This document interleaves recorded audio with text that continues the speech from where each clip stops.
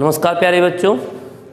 पिछली वीडियो में हमने क्लास 11th की एक्सरसाइज 1.1 के कुछ क्वेश्चन किए थे और आज हम जिक्र करेंगे एक्सरसाइज 1.2 और 1.2 के क्वेश्चन के हिसाब से अकॉर्डिंग टू क्वेश्चन जो टॉपिक हमारा आता रहेगा।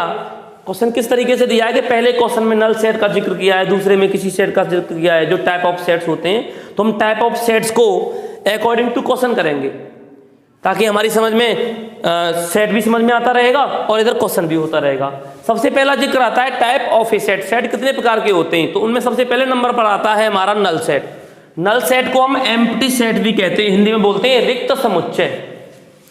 नल सेट को हम एम्प्टी सेट भी कहते हैं। एम्प्टी सेट मतलब रिक्त समुच्चय।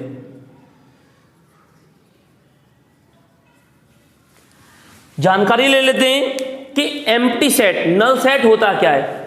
कोई ऐसा सेट जिस सेट के अंदर एक भी एलिमेंट ना हो उसको हम एम्प्टी सेट कहते हैं। और इसको रिप्रेजेंट करने का तरीका या तो हम ए इक्वल टू केवल करली ब्रैकेट बनाकर खाली छोड़ देते हैं या फिर ए इक्वल टू 5 लिख देते हैं। लेकिन ध्यान रहे कभी भी करली ब्रैकेट के अंदर 5 को नहीं लिखा जा सकता। अगर आपको करली ब्रैकेट के अंदर 5 को लिखना है तो 5 को लिखने का तरीका केवल ये हो सकता है कि 5 के साथ कुछ और एलिमेंट जुड़ जाएं तो 5 करली ब्रैकेट के अंदर बंद हो सकता है, लेकिन केवल करली ब्रैकेट के अंदर अकेला 5 कभी भी नहीं लिखा जा सकता। जो 5 हमने सिंबल बनाया ये रिप्रेजेंट करता है नल सेट को। ऐसा सेट जिसमें एक भी एलिमेंट ना मिलता हो उसको हम कहते हैं नल सेट। और उसको रिप्रेजेंट करने का तरीका या तो ए इक्वल टू 5 लिख लो या फिर ए इक्वल टू करली ब्रैकेट लिख करके छोड़ दो। ये रिप्रेजेंट किया जाता है इस तरीके से। तो देखिए चेक करते हैं, दिए हुए कुछ क्वेश्चन मैंने यहां लिखे हैं, उनमें से चेक करते हैं कौन कौन से नल सेट हैं और कौन कौन से नल सेट नहीं है। पहला क्वेश्चन है, उसमें बोला गया है which of the following are examples of the null set. दिए हुए एग्जाम्पल्स में बताइए कौन कौन से नल सेट हैं। देखिएगा क्वेश्चन को पढ़ें। पहला क्वेश्चन है हमारा set of odd natural numbers divisible by 2। मतलब हमारे पास कोई एक ऐसा सेट है जिस सेट के अंदर कैसे नंबर्स हैं, ऑड हैं और ऑड के साथ साथ कैसे हैं, नेचुरल भी हैं। ऑड नेचुरल भी हैं और वो कैसे हैं, डिविजिबल बाई 2, जो 2 से डिविजिबल है। 2 से डिवाइड पूरा चला जाता है। सबसे पहला काम अगर हम बात करें a इक्वल टू, पहले हम ऑड नेचुरल नंबर लिखें। तो ऑड नेचुरल नंबर क्या होते हैं, ऐसे नंबर जिनमें 2 से डिवाइड ना जाए, और नेचुरल क्या होते हैं, जो 1 से स्टार्ट होते हैं। तो 1 से स्टार्ट होने वाले तो 1 2 3 4 5 डॉट डॉट डॉट, लेकिन हमें इनमें से कौन से लेने हैं, केवल वो लेने हैं जो ऑड हों। और अगर ऑड की बात करें तो हमारे पास क्या आएगा, 1 3 5 7 डॉट डॉट डॉट। अब हमारे पास सेट ऐसा है और वो क्या बोल रहा है, लेकिन उसमें कैसा है, डिविजिबल बाई 2। सेट ए के अंदर ऐसे एलिमेंट हैं जो ऑड नेचुरल नंबर है, ऑड भी हैं नेचुरल भी हैं, और साथ ही साथ वो सब नंबर कैसे हैं, डिविजिबल बाई 2। क्या कभी ऑड नंबर में 2 से डिवाइड चला जाता है, बिल्कुल नहीं जाता। क्या 1 में डिवाइड चला जाएगा 2 का, नहीं जाएगा। 3 में चला जाएगा, नहीं जाएगा। 5 में चला जाएगा, नहीं जाएगा। इसका मतलब कोई एक ऐसा एलिमेंट है सेट के अंदर, बिल्कुल नहीं है। इसका मतलब जो क्वेश्चन बोल रहा है उसके अकॉर्डिंग सेट ए के अंदर कोई ऐसा एलिमेंट है ही नहीं जो ऑड भी हो, नेचुरल भी हो और 2 से डिविजिबल हो। ऑड नेचुरल तो मिल जाएंगे लेकिन 2 से डिविजिबल, ऑड नेचुरल में ऐसा कोई नंबर है ही नहीं। भाई ऑड संख्या अगर होती तो इसका मतलब क्या होता कि वो 2 से डिविजिबल नहीं है, जबकि ये कह रहा है कि ऑड भी है और 2 से डिविजिबल है। ऐसा हो ही नहीं सकता। इसका मतलब इसमें कोई भी एलिमेंट नहीं आएगा। जब कोई भी एलिमेंट नहीं आएगा तो हमारा जवाब होगा yes, it is null set. ये नल सेट है। क्यों नल सेट है, क्योंकि हमारे अकॉर्डिंग टू क्वेश्चन के हिसाब से, क्वेश्चन के अनुसार सेट में कोई भी ऐसा एलिमेंट नहीं जो ऑड नेचुरल नंबर हो और 2 से डिवाइड होता हो। क्वेश्चन नंबर 2 को देखते हैं, set of even prime number. अगर हम set of even prime number की बात करें, इवन प्राइम नंबर क्या होता है, कि जो 2 से डिविजिबल हो। और प्राइम क्या होता है? प्राइम बताता है 2, 3, 5, मतलब ऐसा नंबर जिसमें या तो खुद से डिवाइड जाए या फिर 1 से जाए, ऐसे नंबर को हम बोलते हैं प्राइम नंबर। तो प्राइम नंबर कहां से स्टार्ट होता है? 2, 3, 5, 7, 11 dot dot dot so on. अब इसके अंदर उसने कहा कि क्या इवन नंबर है इसमें कहीं? जी बिल्कुल मिल रहा है, इवन तो मिल गया, और मिले ना मिले कम से कम एक तो मिल गया, इसका मतलब एक एलिमेंट तो है। जब एक एलिमेंट है तो ये नल सेट नहीं है, क्योंकि नल सेट की डेफिनेशन क्या थी कि ऐसा सेट जिसके अंदर एक भी एलिमेंट ना मिले उस सेट को हम कहते हैं नल सेट। जबकि हमारे पास तो इवन नंबर मिल रहा है। क्या है इवन नंबर? 2। तो लिख देंगे because 2 is even number which is belongs to set A, जो बिलोंग करता है सेट ए के अंदर। देयरफॉर हम लिख देंगे गिवन एग्जांपल्स, या it is not null set. Therefore it is not null set. समझ में आ गया? ये नल सेट नहीं है। क्यों नहीं है? क्योंकि यहां पर हमें एक एलिमेंट मिल गया जो इवन है। इसमें एक भी एलिमेंट नहीं मिला, जिसमें एक भी नहीं मिला वो नल सेट है, जिसमें मिल गया वो नल सेट नहीं है। ऐसे यहां देखिए कि x such that x is a natural numbers, कि एक सेट है और वो सेट कैसा है कि x एक ऐसी संख्या है जो नेचुरल भी है और 5 से छोटी है, और 5 से तो छोटी है और 7 से बड़ी है। x इस सेट के अंदर ऐसी संख्या है जो 5 से तो बड़ी है और 7 से छोटी, उल्टा बोल रहा हूं, 5 से तो छोटी है लेकिन 7 से बड़ी है। अब एक बात बताओ कि ऐसी संख्या बताओ जो 5 से तो छोटी हो और 7 से बड़ी हो, एक ही संख्या क्या कोई हो सकती है जो 5 से छोटी हो और 7 से बड़ी हो? ऐसा हो ही नहीं सकता, ऐसी कोई संख्या ही नहीं है। जब ऐसी कोई संख्या है ही नहीं तो हमारा सेट कैसा है? खाली है। जब सेट खाली है, कोई भी एलिमेंट नहीं है, तो ये भी हमारा कैसा है? नल सेट है। समझ में आ गया? ऐसा सेट जिसमें एक भी एलिमेंट ना मिले उस सेट को कहते हैं नल सेट, और उसको रिप्रेजेंट करते हैं इन दोनों तरीकों से। या तो केवल फाई लिखें या फिर लिखें करली ब्रैकेट, उसके अंदर कुछ नहीं लिखना। इसके बाद क्वेश्चन नंबर 2 को देखते हैं। आइए देखिए क्वेश्चन नंबर 2, और क्वेश्चन नंबर 2 से पहले थोड़ा इधर देख लें। जो हमारी एक्सरसाइज 1.2 में कंसेप्ट आने वाले हैं वो कौन कौन से हैं? सबसे पहला सेट रहा हमारा नल सेट, जिसको एम्प्टी सेट भी कहते हैं, और इसके बाद में singleton set, finite set, infinite set, equal set और इक्विवेलेंट सेट। इन सभी सेट्स के बारे में थोड़ी थोड़ी जानकारी लेंगे। तो हमारा क्वेश्चन बनता है दूसरा, which of the following sets are finite और इनफाइनाइट, कि फाइनाइट सेट क्या होते हैं और इनफाइनाइट सेट क्या होते हैं। फाइनाइट सेट्स को हम हिंदी में बोलते हैं परिमित समुच्चय, और इनफाइनाइट को बोलते हैं अपरिमित।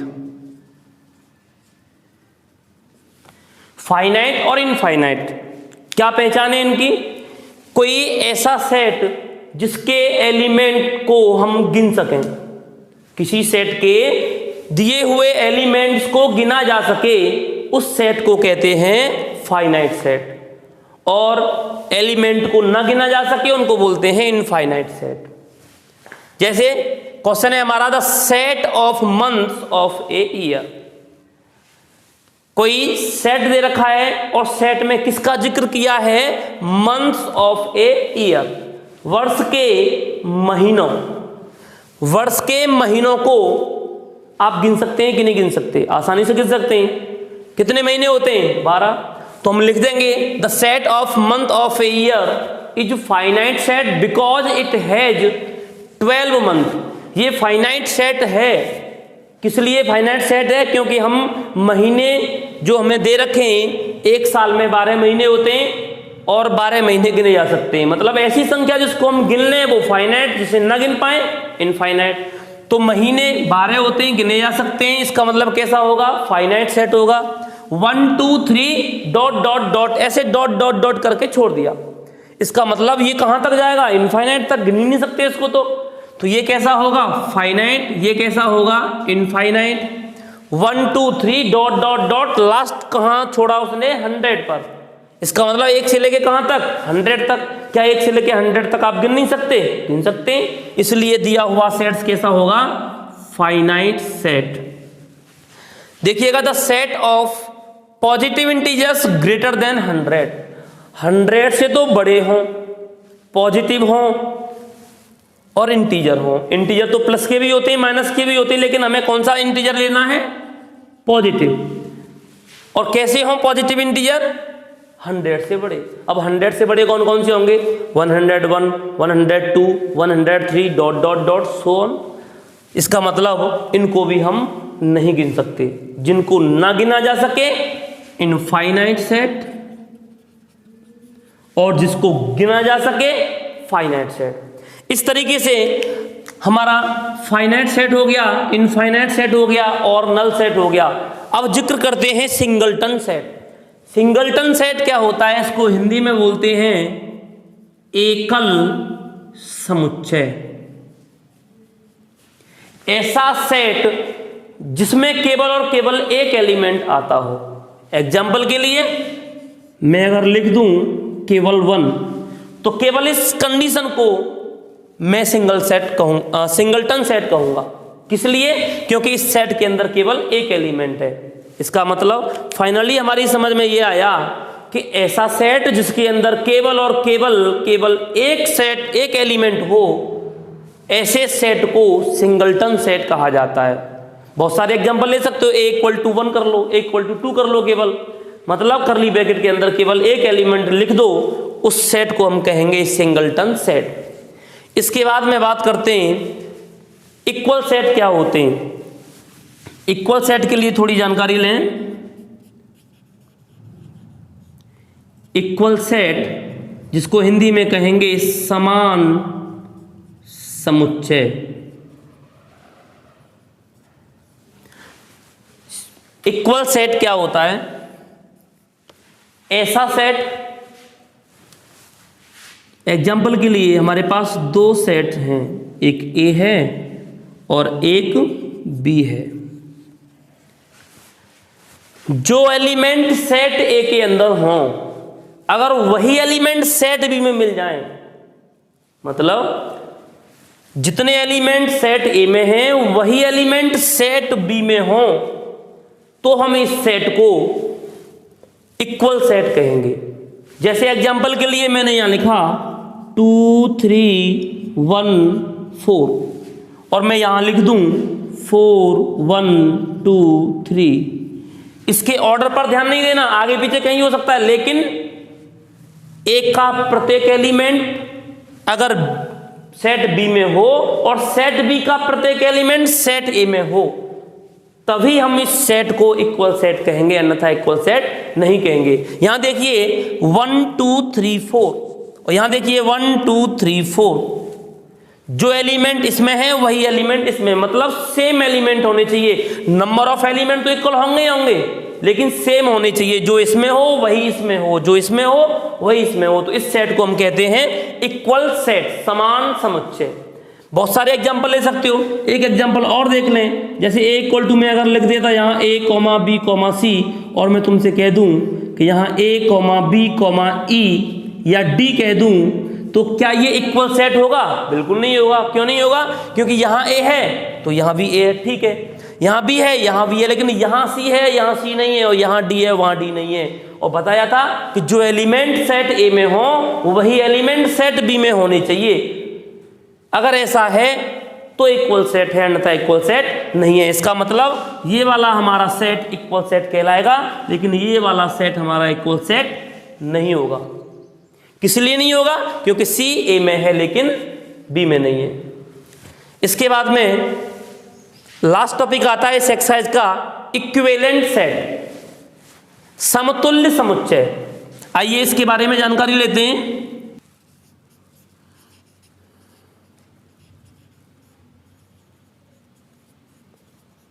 इक्विवेलेंट सेट, हिंदी में बोलते हैं इसको समतुल्य सेट, समुच्चय।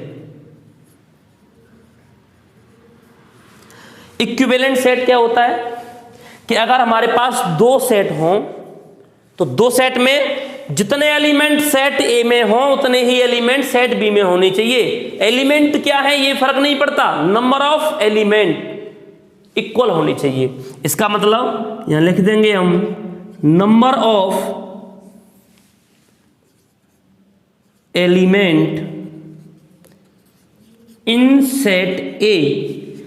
सेट ए के एलिमेंटों की संख्या इक्वल होनी चाहिए नंबर ऑफ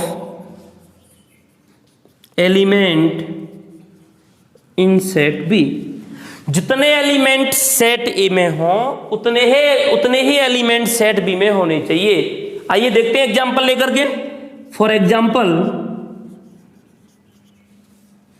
अगर हम बात करें कि अगर हमारे पास a इक्वल टू है 1, 2, 3 और b इक्वल टू है a, b, c, तो क्या ये सेट इक्विवेलेंट सेट होगा? बिल्कुल होगा। क्यों? क्योंकि हमने बताया कि number of element in set ए, जितने एलिमेंट सेट ए में हैं उतने ही एलिमेंट सेट बी में होने चाहिए। और हमने देखा कि सेट ए में कितने एलिमेंट हैं। हमें ये नहीं देखना कि यहाँ 1 है वहाँ 1 है कि नहीं, ये चीज़ कहाँ चेक करनी है? इक्वल सेट में। केवल इक्विवेलेंट सेट में क्या देखना है कि जितने एलिमेंट इसमें हैं उतने ही इसमें होने चाहिए। इसमें नंबर ऑफ एलिमेंट कितने हैं? 3, 1, 2, 3। यहाँ पर नंबर ऑफ एलिमेंट कितने हैं? 3। इसका मतलब इक्वल है। तो हम कह देंगे यस, ये दोनों जो है कैसे हैं? इक्विवेलेंट सेट हैं। अगर मैं यहाँ एग्जाम्पल के लिए लिख देता a इक्वल टू 1, 2, 3 और 4 और यहाँ लिख देता 1, 2 और 3, तो इस कंडीशन में क्या ये इक्विवेलेंट सेट होंगे? नहीं होंगे। क्यों नहीं होंगे? क्योंकि यहाँ पर नंबर ऑफ एलिमेंट कितने हैं? 4 और यहाँ पर नंबर ऑफ एलिमेंट कितने हैं? 3। इसका मतलब 4 इज नॉट इक्वल टू 3, 4 कभी 3 के बराबर नहीं हो सकता। इसलिए दिए हुए दोनों सेट हमारे इक्विवेलेंट सेट नहीं होंगे। इस तरीके से हमारी इस एक्सरसाइज का अंत होता है और अगली वीडियो में हम जिक्र करेंगे एक्सरसाइज 1.3 का। वहाँ पर सबसेट, प्रॉपर सबसेट के बारे में बताया गया है। बहुत गंभीरता से पढ़ना है क्योंकि ये टॉपिक हमारे आगे जाकर के 12th में ज़्यादा काम आने वाले हैं और जिससे हमारी नींव पक्की होगी। धन्यवाद।